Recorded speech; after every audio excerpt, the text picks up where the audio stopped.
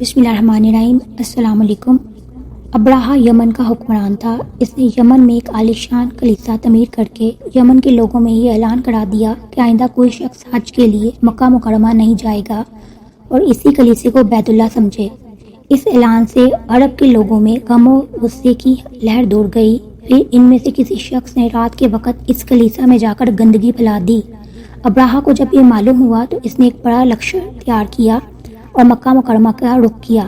رستے میں عرب کے کئی قبیلوں نے اسے روکنے کی کوشش کی، لیکن ابراہا کے لشکر کے ہاتھوں میں انہیں شکست ہوئی۔ آخرکار یہ لشکر مکہ مکرمہ کے قریب ایک جگہ پہنچ گیا۔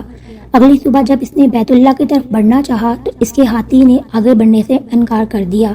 اسی وقت اس کی طرف سے عجیب و غریب قسم کے پرندوں کا ایک گول آیا اور لشکر پر چھا گیا۔ ہر پرندے کی چونچ میں 3 کنکر تھے جو انہوں نے لشکر کے لوگوں پر برسانے شروع کر دیے۔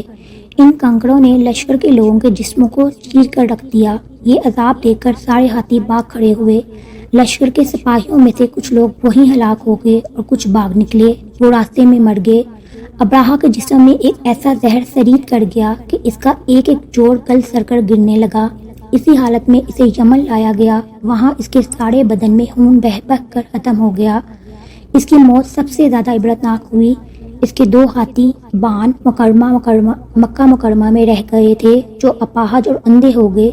اس طرح اللہ پاک نے اپنے گھر کی حفاظت فرمائی اور طاقت پر غرور کرنے والوں کو سزا کا مزہ چکھایا۔ قرآن پاک کی سورۃ فیل میں اللہ پاک نے اس واقعے کو یوں بیان فرمایا ہے: کیا تو نے نہیں دیکھا کہ تیرے رب نے ہاتھی والوں کے ساتھ کیا کیا؟ کیا ان کے مکر کو بیکار نہیں کر دیا اور ان پر پرندوں کے جھنڈ بیچ دیے جو انہیں مٹی اور پتھر کی کنکریاں مار رہے تھے، بس انہیں کھائے ہوئے بھوسے کی طرح کر دیا۔ آیت 1 تا 5۔ سبحان اللہ۔